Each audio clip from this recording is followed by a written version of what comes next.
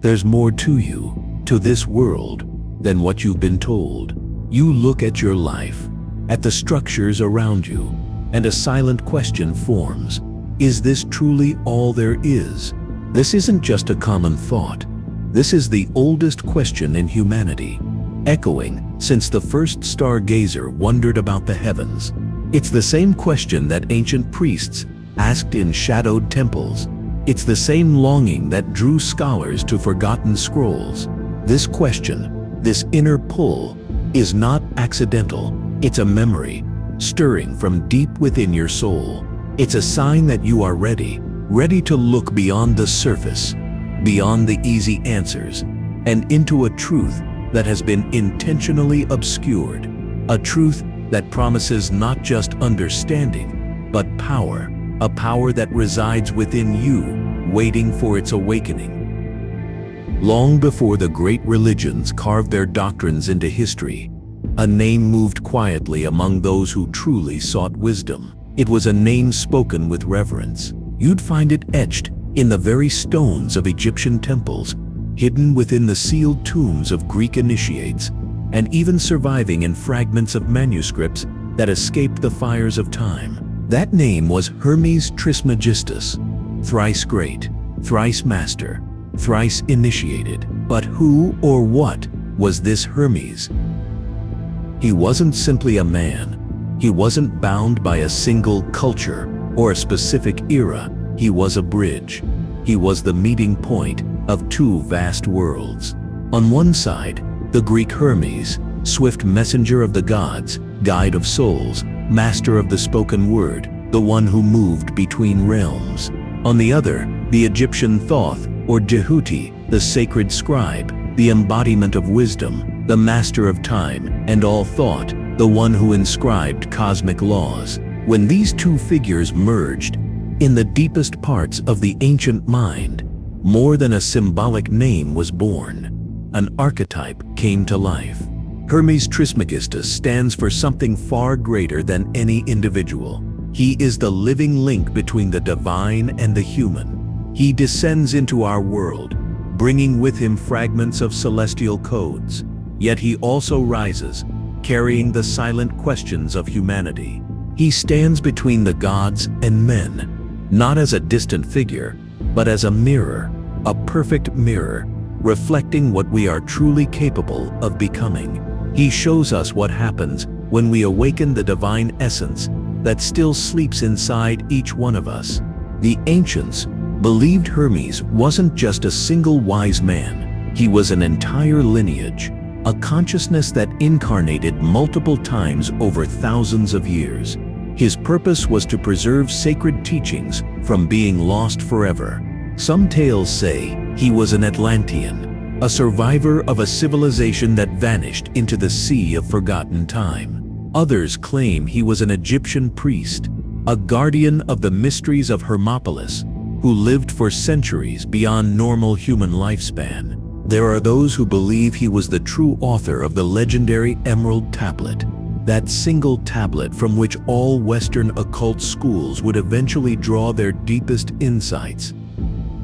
The Spark of Remembrance. But the physical existence of Hermes isn't the real point. What truly matters is what he embodies. He is the unbroken memory that a human being is far more than flesh and bone, that a divine spark resides within us, and this spark, this inner light, can be ignited. It happens through gnosis, through direct, living wisdom, through contemplation that cuts through all illusion. Hermes personifies a spiritual intelligence. It's the kind of intelligence that unites heaven and earth, not the calculating, measuring logic of the rational mind, but the intelligence of the spirit, the one that grasps the unseen, that hears the unspoken, that recognizes the meaning in symbols, the wisdom found in the silent spaces between realities. It's the intelligence that understands all of creation. It is organized by underlying principles, by vibrations, by correspondences that bind everything together.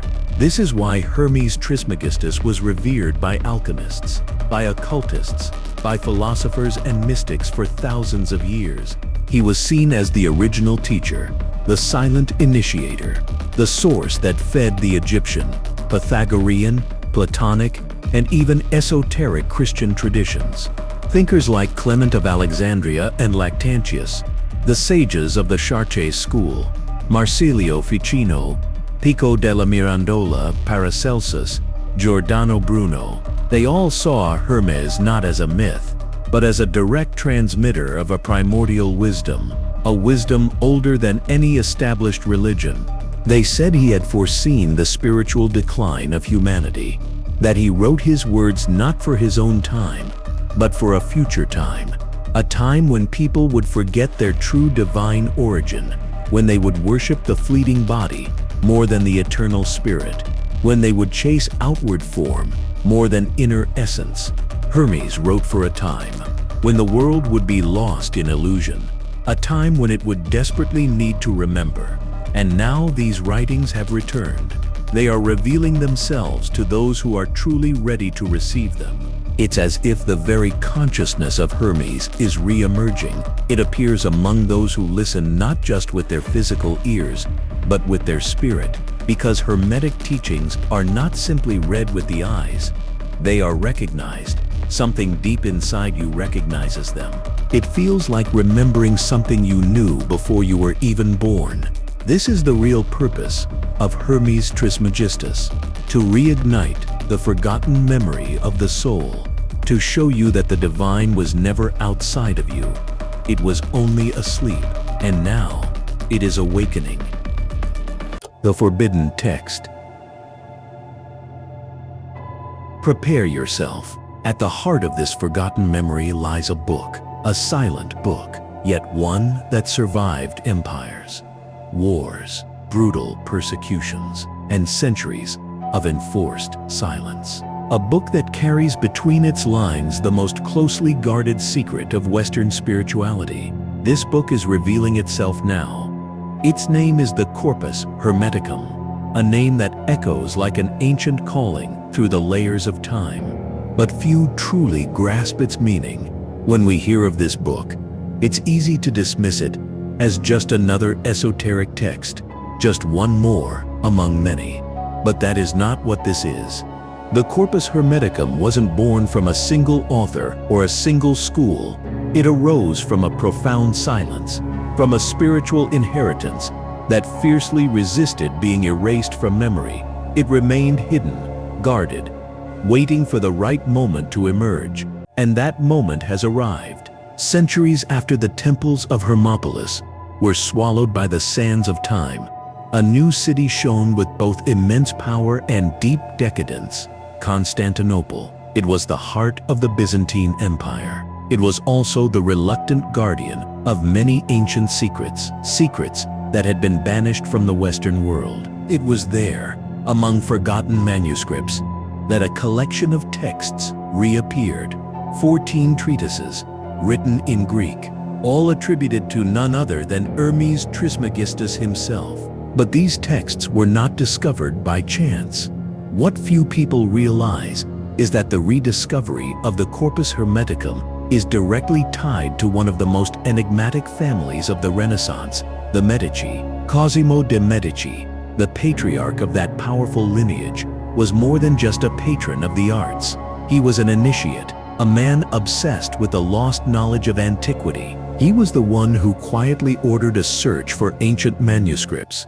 He sought texts that might contain primordial wisdom. Among those who answered his call was a monk named Leonardo da Pistoia.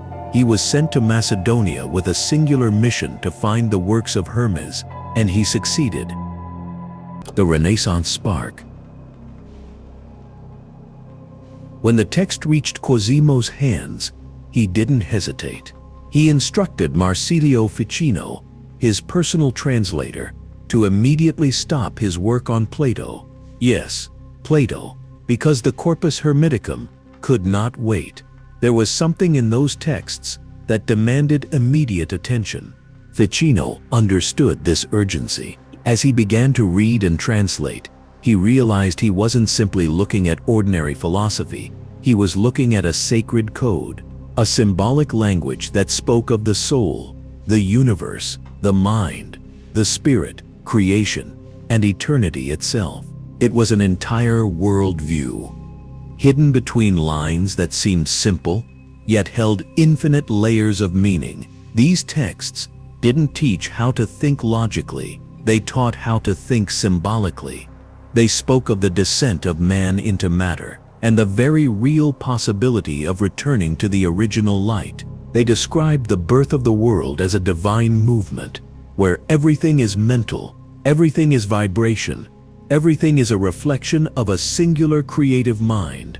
But they also spoke of something even more unsettling, that the human being carries within themselves the very same spark that gave rise to the cosmos, that there is a direct way to reverse the forgetting, and that path was completely laid out right there in the pages.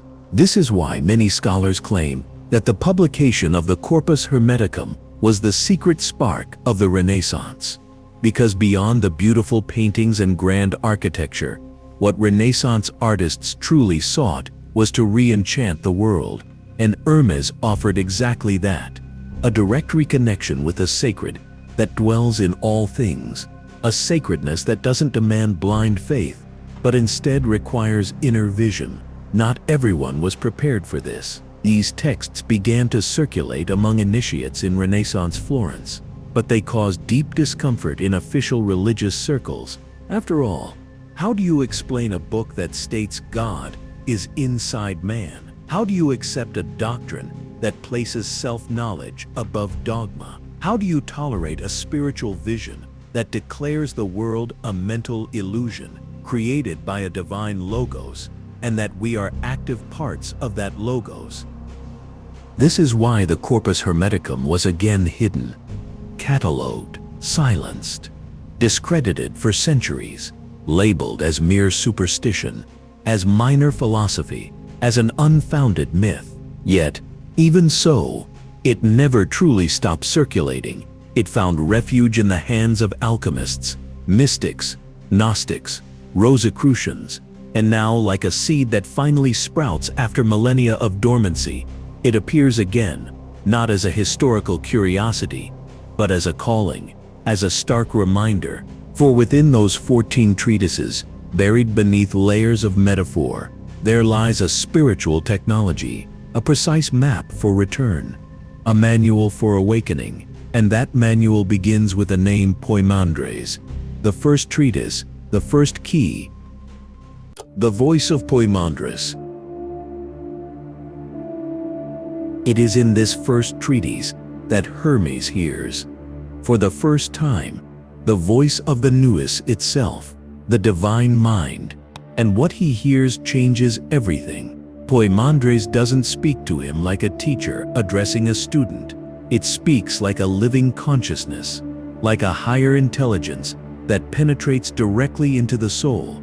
The words are not meant to be understood with the brain. They are meant to be absorbed with your very essence. And that is where the true power of the Corpus Hermeticum begins. Because this book wasn't made to be read, it was made to be remembered. It is as if every single sentence is a vibrational key, a key designed to open internal portals, portals that have been sealed shut since your birth. It's not an exaggeration to say that what is written in these treatises is dangerous. Dangerous for those who wish to keep human consciousness asleep. Dangerous for those who profit from human forgetting. Because this knowledge tears away the veil. It reveals that the world we believe we live in isn't the true world. It is an image, a projection, a shadow of the real reality. A reality that is divine, subtle, infinite, and more than that, it shows that the human being is a perfect mirror of that hidden reality. Hermes begins by revealing the true origin of creation. The universe did not arise from random chance, not from a purposeless Big Bang. It was generated by a divine mind, the nous, a mind that contemplated itself, and in that act of contemplation, it created. The first manifestation was light, a conscious, creative light, and from that light, everything that exists emerged: time, space, the stars, the elements, all living beings. Nothing was created outside the nous. Nothing exists outside of the One. And man, you were made in the image of that creative mind. But you forgot that truth. That forgetting is what Hermes calls the fall. The human soul, originally pure and radiant, descended into the world of matter. It was seduced by the senses, imprisoned in the relentless cycles of time, fragmented by desires. And in that entire process, it lost itself. It started to believe it was the body, that it was the name, that it was the pain, that it was the story. But none of that is true. The Corpus Hermeticum is the urgent call to remember who you truly are. Hermes doesn't offer a religion, nor does he present dogmas. He offers a mirror. Each treatise reveals a specific aspect of the spiritual journey, a clear path of return. He speaks of the relationship between man and the planets, the role of demons and angels, the celestial spheres, the music of the stars.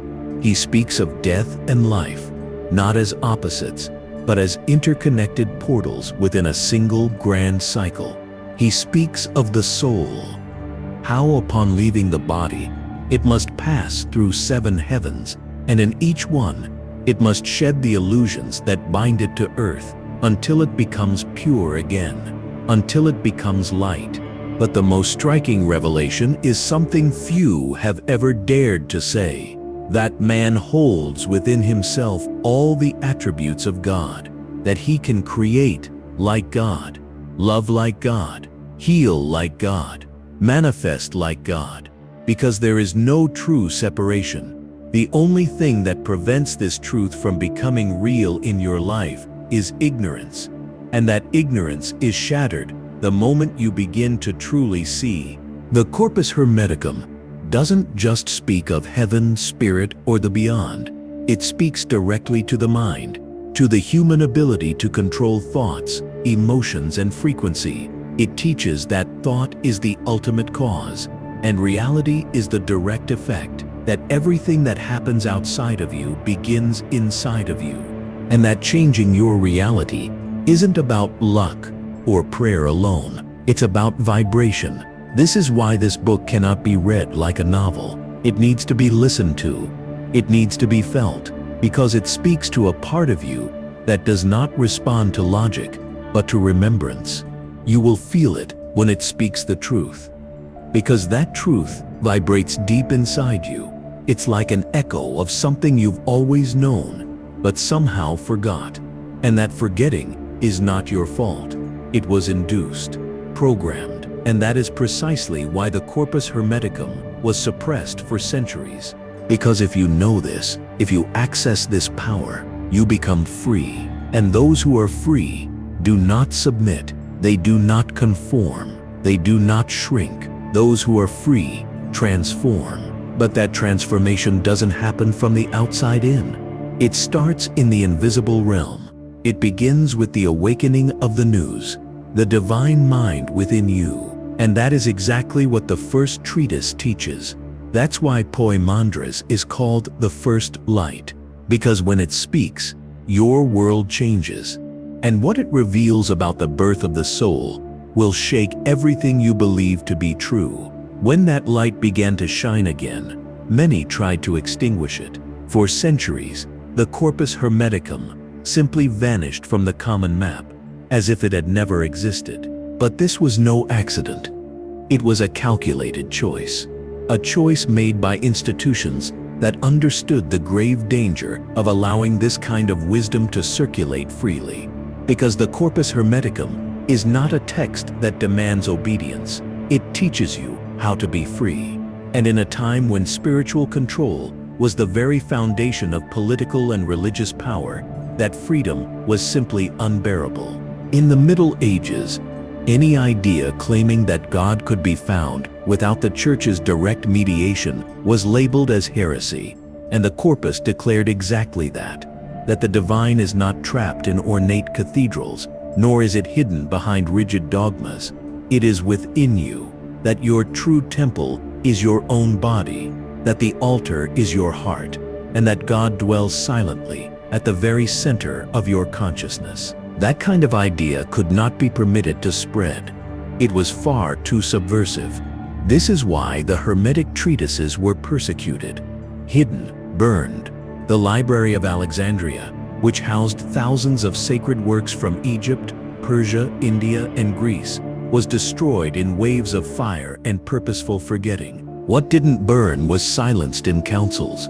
Only one fragment remained, the Asclepius, preserved in Latin, kept under strict watch, carefully translated, but stripped of its true context. The rest vanished from the hands of the common people, but not from the hands of the initiates, because while the world remained under the rule of darkness, secret orders kept the golden thread of Hermetic knowledge alive, copied in secret, passed on by word of mouth, encoded in symbols, hidden in works of alchemy, astrology, and sacred art. Hermes never stopped speaking.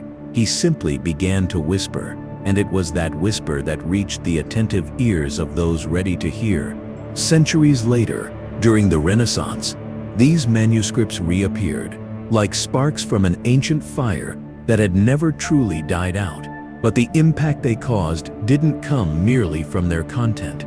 It came from how that content spoke directly to the soul. Because the Corpus Hermeticum isn't like other books. It doesn't just explain the path to you, it puts you on it.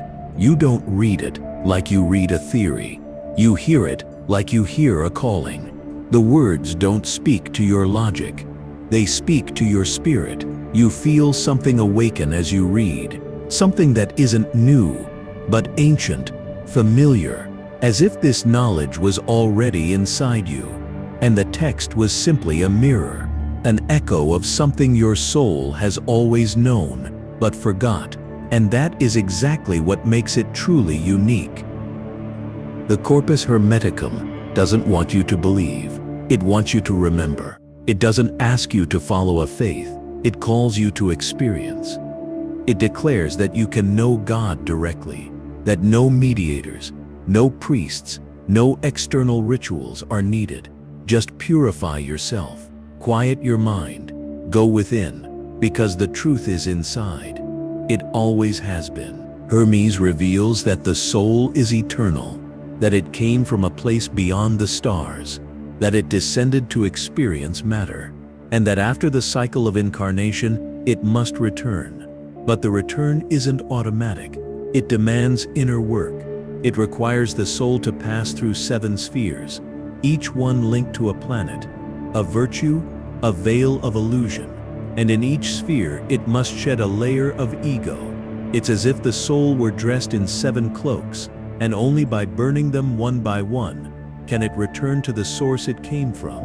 Hermes calls this the rebirth into the nous, the merging of human consciousness with the divine mind, the end of separation, the end of illusion. This is why when you truly touch this text, you are not the same afterward, because it reveals that everything you call reality is a mental construct, that evil is not an active force. It is simply the absence of light, that the shadows you face in life are mere reflections of your own disconnection, and that the world is not something that happens to you, but something that emanates from you. Everything is a reflection. Everything is a mirror. And if that is true, if you truly are the source of what you experience, then the next step is inevitable. Because if the world begins inside, then that is where the transformation must happen. And for that the corpus provides a key forgotten for millennia. And it is precisely this key that changes everything.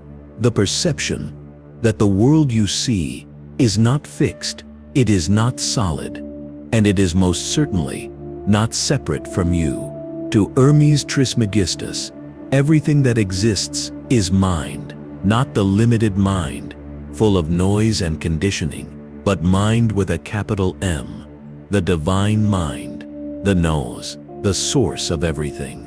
This is the bedrock of the Hermetic worldview. Everything that exists in the universe is a vibrational emanation of this original mind. What you call reality is nothing more than a projection, a mental image, condensed into vibration, then turned into form. And the most unsettling part is that this form responds directly to your internal state. In other words, the external world you inhabit is a direct reflection of your consciousness. It mirrors what vibrates inside you. This isn't just some isolated esoteric belief. Today, even science is beginning to approach this truth.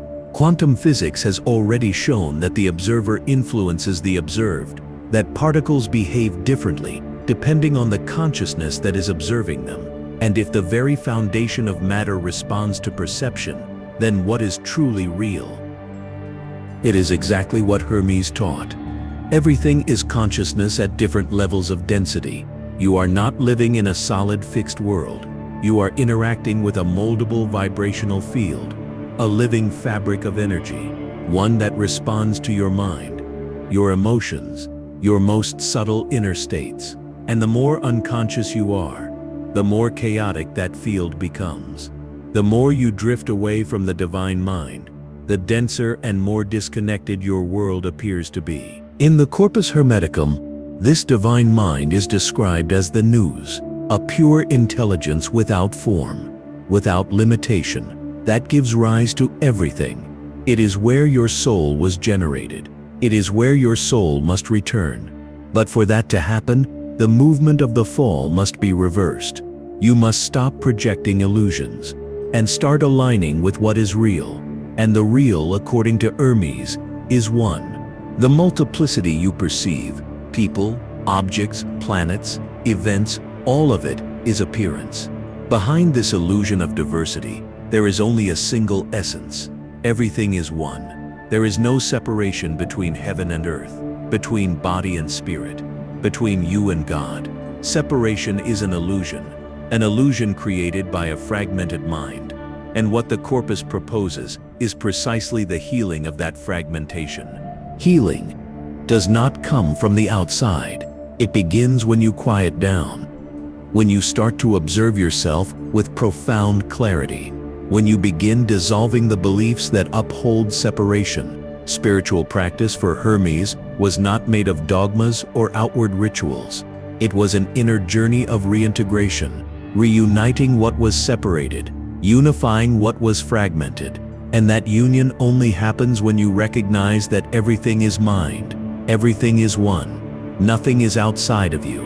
The treatises of the Corpus Hermeticum describe this journey with precision. They speak of the process of purifying the soul, of the urgent need to abandon what is illusory, to decondition the senses, to silence the thoughts, and to cultivate inner vision, not as a mental effort, but as a deep surrender, a radical openness to the truth that already exists within you, but has been buried under layers and layers of distraction. And it is at that point that practice starts to become real, because it's not enough to understand with your head.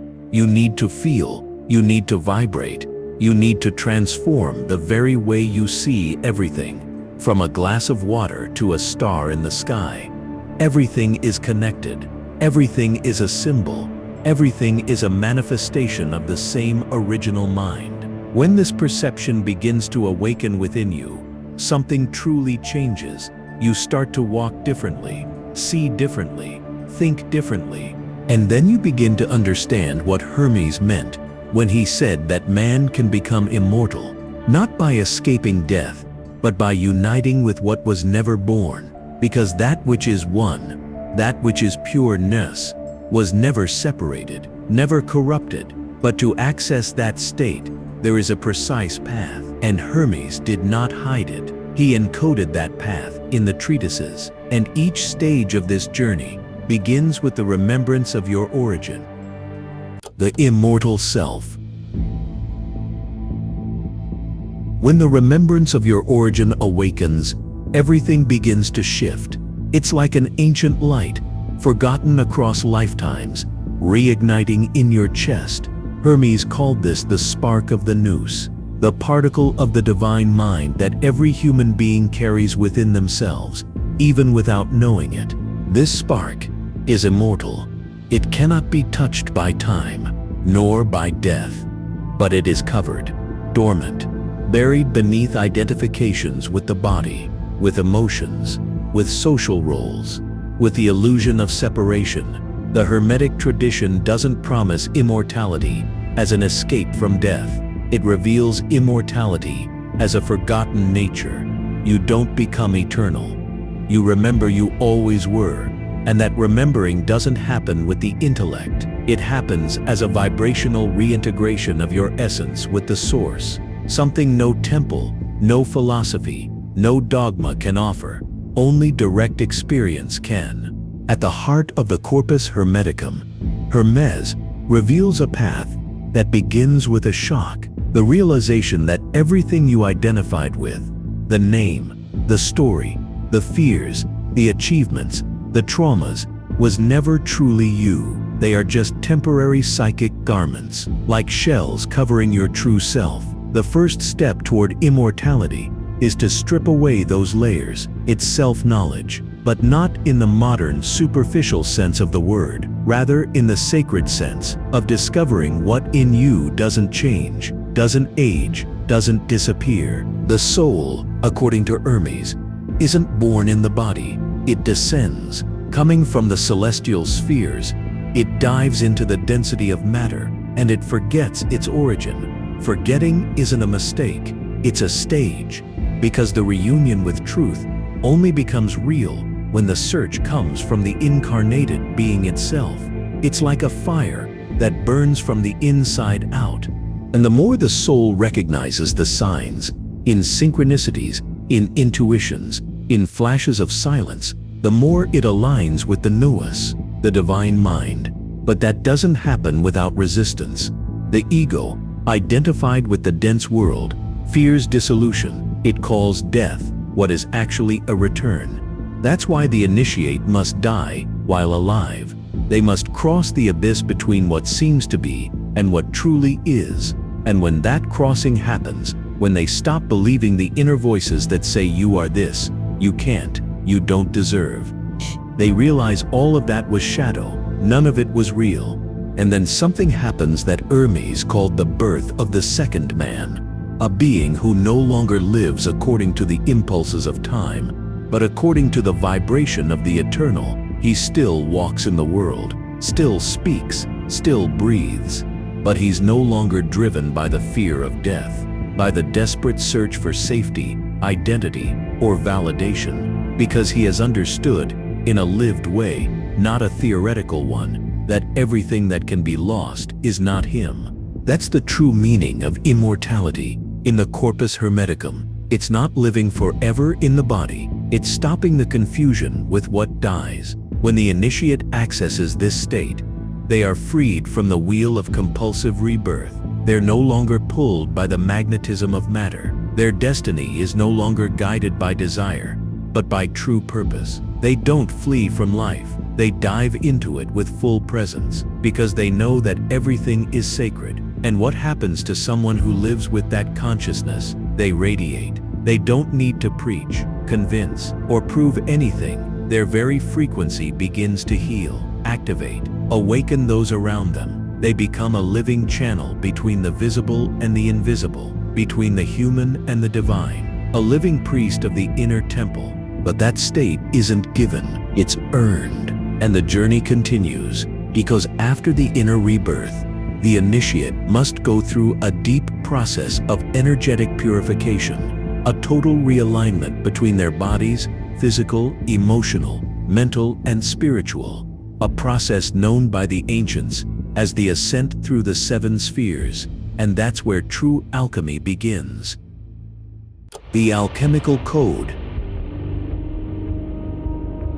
True alchemy begins when you realize it's not about collecting information, it's about burning everything that blocks the light from passing through. And this is where the Corpus Hermeticum reveals its most enigmatic nature.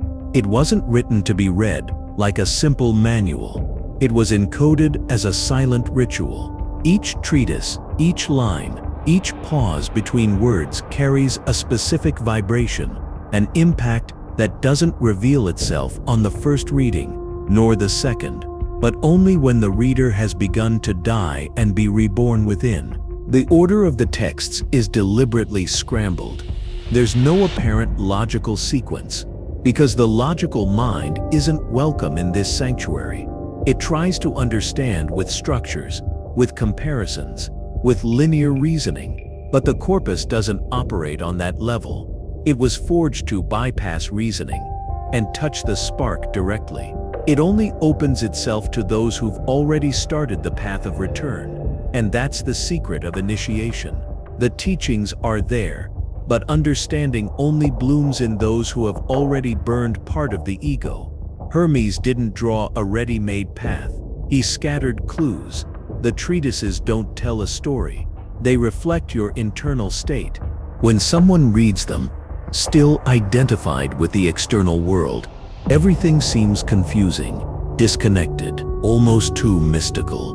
But when the process of disidentification begins, something changes. The same phrase that once seemed obscure now pulses with clarity. And that clarity doesn't come from the text itself. It comes from the reader who's begun to align. That happens because the corpus is an initiatory mirror. It doesn't teach, it demands. It demands that you abandon the posture of a spectator and accept the experience as the protagonist. That you stop looking for ready-made answers and accept diving into the unknown. It dismantles the ego, provokes the soul, shatters certainties, and every fragment that breaks reveals a truth that's always been inside you, but your mind wasn't ready to see it. It's no coincidence that so many thinkers, from Plotinus to Jung, from Ficino to Giordano Bruno, describe this book as a code that only opens with the heat of the inner fire. Hermetic initiation doesn't happen in external rituals, not with candles or symbols. It happens when you read a passage and suddenly you're no longer the one reading. Something in you dissolves, and another presence, silent and sacred, takes over. That's the moment when the book fulfills its purpose. That's why it's useless to try to force understanding. The corpus only reveals its initiatory structure when you begin to live what's written. It begins with the calling. It confronts you with the veil of illusion. It forces you to face the ego as a prison. And it guides you step by step to the point where the mind goes quiet and the true being awakens. But all of this is disguised. It's scrambled like a puzzle that only assembles from within. Those who try to interpret it with haste, superficiality, or arrogance will walk away empty-handed. But those who read with humility, who feel the call and respond with courage, begin to see the patterns reveal themselves. They begin to realize that texts aren't disconnected. They obey a living intelligence, an intelligence that is guiding not only the book but the awakening process itself. That's why so many gave up, and so few move forward, because the Corpus Hermeticum is not a book, it's a crossing, and whoever dares to cross must be willing to die many times to what they thought they were, because only then can they merge with what they've always been. And it's in this crossing that the most precious key of all is hidden. A key Hermes, sealed in symbolic language, and now it's starting to vibrate inside you. What comes next isn't theory, it's living practice. And if you've made it this far, it's because your spirit has already begun to remember. It's time to truly learn how to use this power. It's at this point in the journey that silence becomes more revealing than 1,000 words. When the initiate truly experiences the first treatise of the Corpus Hermeticum, something happens, not as reading, but as pure experience. Hermes doesn't encounter a being with an audible voice. He encounters a luminous presence that asserts itself within him. Poimandres is not an external deity. It's the very divine mind that pulses through all things, and it chooses, in that moment, to reveal itself. Poimandres doesn't explain. He shows. He shows the beginning of creation, not as a mythical story, but as a living process that's still happening right now, inside you. Because the universe, according to Hermetic teachings, wasn't created once. It's being created all the time, from the original vibration that emanates from the universal mind. When Poimandres speaks, he doesn't use words. He impresses consciousness. You feel it when something inside you aligns effortlessly, when suddenly anxiety gives way to clarity, when a problem that seemed impossible organizes itself without you having to overthink it. Poimandres doesn't work through logic. He works through resonance. It's like your mind, for a brief moment, tunes into the source code of existence. And the most astonishing part, it was always there. Poimandres' voice is that intuition you ignored. It's the unexplainable goosebumps when you hear a truth. It's the deep silence that lingers after a meditation that had no technique, just presence. He is in everything that reorganizes, and he doesn't reorganize by force. He reorganizes with light, the chaos of everyday life, the compulsive thoughts, the wild emotions, the cravings that pull you around. All of that is noise generated by disconnection from this greater mind. But when you hear Poimandres, even for seconds, something essential happens. You remember who you are. You remember what it feels like to live in a state where nothing is missing, because you're part of the source of everything. That memory isn't romantic. It's fierce. It shatters all the lies you carried as identity. In Treatise 1, Poimandres says to Hermes, "I am the mind of the all. I know what you desire, and I am with you everywhere." That's not a metaphor for emotional comfort. It's a key. The individual mind, when it aligns with the divine mind, stops operating by effort, and it begins to manifest by pure awareness. Have you ever noticed how something you deeply wanted only happened once you stopped trying so hard? Because to desire with attachment is to deny that you are already part of the whole, but to desire from unity is to allow creation to flow through you. Poimandres teaches that everything already exists in potential. What we call creation is actually revelation. It's when something hidden in the universal mind finds space to manifest in the human mind. That's why so many sages said the universe is mental, because everything begins in the mind of God, and the mind of God isn't out there. It's mirrored in yours. This experience of fusion between the personal mind and the divine mind might seem out of reach, but you've already lived it. When you had an idea so perfect, it didn't seem like yours. When you felt peace without reason. When you loved someone without expecting anything in return. When you felt courage without knowing where it came from. Those were glimpses of Poimandres. Moments when your identity dissolved for an instant, and something greater took the helm. What the Corpus Hermeticum reveals is that this state doesn't have to be rare. It can be cultivated, not with formulas, but with presence, with purification of perception, with detachment from ego. And when that happens, the divine mind doesn't just speak to you, it starts to think through you.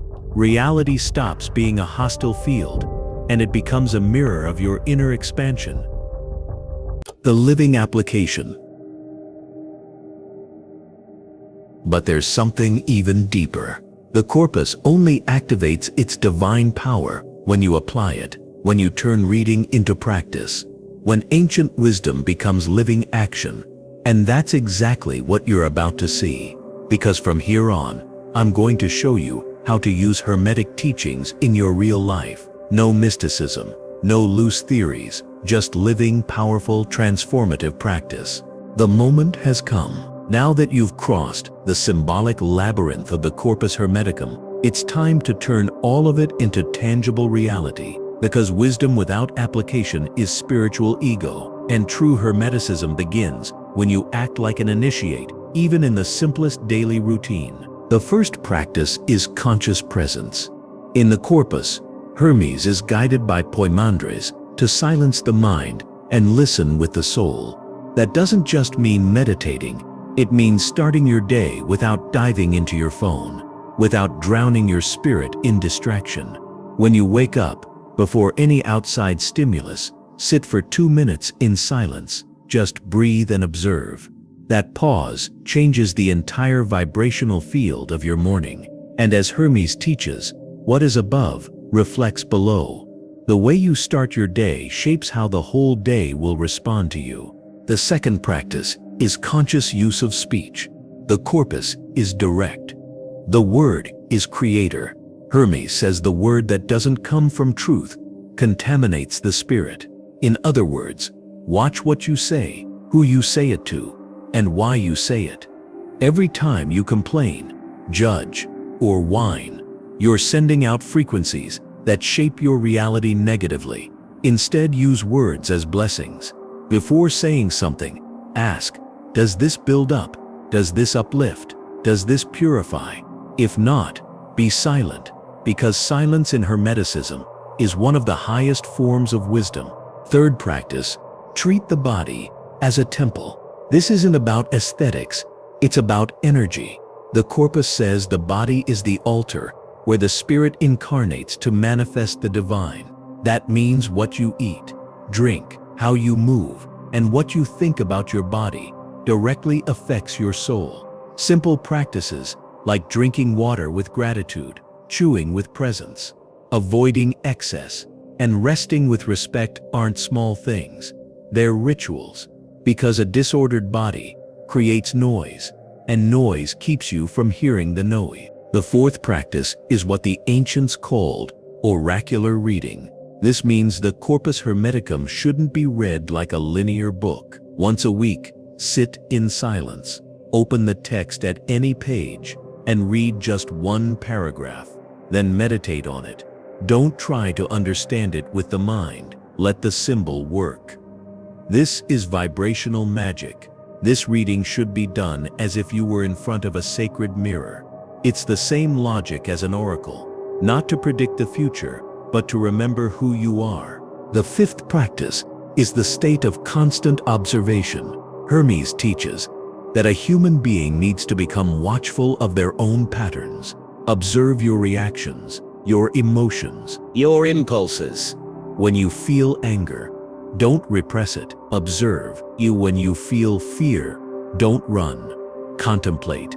This is called inner alchemy, letting the light of awareness burn through the density of raw emotions. An initiate doesn't deny what they feel. They transform what they feel into wisdom. This is working with the sacred fire. Sixth practice. Live the silence between the words. The corpus says what is spoken with noise disappears with the wind, but what is heard in silence remains. That's why every day practice silence. Turn off your phone. Walk without music. Eat without distractions. Listen more than you speak. Silence is where the nous speaks to you. And if you learn to listen to that silence, you'll receive answers that no technique in the world can offer. Finally, the highest practice. Live with the constant remembrance that you are already a part of God. The Corpus Hermeticum wasn't written for you to seek something outside. It was written for you to remember. Every day when you look in the mirror, look into your own eyes and say, I am a reflection of the divine mind. Do this for 21 days. Observe. Something inside you changes. A vibration begins to settle in. And that's when the ancient text becomes living truth. Because spiritual practice isn't a ritual separate from life. Life is the ritual. And when you start to live with that awareness, the line between the sacred and the ordinary disappears. From here on, the true power of the Corpus Hermeticum begins to reveal itself. And in the next part, you'll discover why so few are able to hold this light without being consumed by it. The Unveiling of Truth. You've noticed, haven't you? The veil is lifting, and it's no coincidence that the Corpus Hermeticum is resurfacing now. After centuries submerged in forgetfulness, persecuted by the very institutions that shaped history to fit their own convenience, when the collective soul begins to awaken, when the system no longer satisfies, when the old structure starts to show signs of collapse, that's when ancient wisdom returns, not as an archaeological curiosity, but as a living, vibrant, active code. Since the early 20th century, texts once locked away in dark libraries and kept from the common people have begun to re-emerge. That's what happened with the Nag Hammadi manuscripts, discovered by peasants in Egypt in 1945. There were apocryphal gospels, Gnostic teachings, revelations about the inner Christ. the divine spark within the human being. All the things the institutional religious system tried to bury, few knew, but that discovery also paved the way for a new reading of the Corpus Hermeticum. The echoes were the same, the call to the divine within, to reintegration with the all, to freedom from the conditioned mind. In 1995, another milestone, the modern translation of the so-called Book of Thoth. A set of fragments once thought indecipherable began to be revealed in a new light, not as Egyptian superstition, but as a vibrational map of consciousness. This book, attributed to the same source that inspired Hermes Trismegistus, speaks of the soul as a traveler between planes, of the body as a temple of transmutation, of the word as a bridge between the visible and invisible worlds. And once again, time showed that these truths could not be suppressed forever. The modern world, with all its technology, connectivity and speed, revealed its other face, emptiness, a life full of information, but starving for meaning. And when the emptiness becomes unbearable, the being starts to seek, the wheel turns, the cycle fulfills itself, and the texts that once slept under the dust of centuries are now being read as if they were written yesterday, because they were written for today. Hermes wasn't speaking to his time. He was speaking to the time when humanity would be ready, and that time is now. That's why the Corpus Hermeticum is coming back. That's why the name Hermes is being spoken again. Because those who already feel they don't belong to the illusion of the common world are beginning to hear the call, a silent but urgent call, a remembrance that pulses deep in the soul. You already knew all of this. You had just forgotten, but now you can't pretend you didn't see. The secret has been exposed. The forbidden wisdom has returned, and it returns because there is a clear mission to rebuild the lost link between the human and the divine, not through worship, but through embodiment, not through religion, but through awareness. The new era demands that seekers become masters, that readers become alchemists, that the awakened become active, because what's at stake now isn't just your well-being, it's the way reality itself will be shaped from here on out. And if you've made it this far, it's not by accident. Maybe you're one of those who are starting to feel like you're part of that rebuilding, that you didn't come here to repeat the old world, but to remember that the power that creates worlds also lives inside you. Maybe you haven't realized it yet, but something has already shifted inside you. It wasn't the video or the words, it was the silent impact of an ancient truth moving through your consciousness, a truth that can no longer be unheard. The internal mirror. The Corpus Hermeticum is not a book to be understood. It's a book to be felt. It doesn't speak to the logical mind. It touches that part of you that already knew, but got buried under the noise of the world, the repetitions of the ego, the stories you were told about who you were supposed to be. And that's why while you listened, maybe a tightness in your chest came up, an unexplained emotion, a sudden urge to breathe deeper. That's no coincidence. It's the soul beginning to remember. Because when you engage with the corpus with presence, you're not just accessing ancient information, you're activating forgotten frequencies, and those frequencies stir everything. They break down patterns, deprogram beliefs, dissolve masks. They don't ask permission. They enter, and if you let them, they transform. This book moves through you like a silent lightning bolt. You might try to resist, to rationalize it, to say it's just some ancient philosophy. But deep down, you know, something in it is too true to ignore. And it doesn't matter if you understand every word, or if you've read 1,000 books before. This one doesn't operate through mental comprehension. It works through vibrational recognition. It reveals inside you a mirror you didn't know you carried. And when you look into that mirror, you don't see the two that wakes up every day for another ordinary day. You see a spark of something greater, something eternal, something that was never separate from the source. That's why the Corpus Hermeticum changes your life, even if you don't fully understand it right away. Because it plants, it waters, and little by little, it breaks through the internal concrete where nothing could grow. It creates space, and in that space, remembrance enters. The remembrance that you are not small, that you are not at the mercy of anything, that there is a real, divine, living power pulsing inside you, and that the world only seems the way it does because you forgot that the truth isn't in the pages, it's in what the pages activate in you. But for that to truly happen, you have to allow it.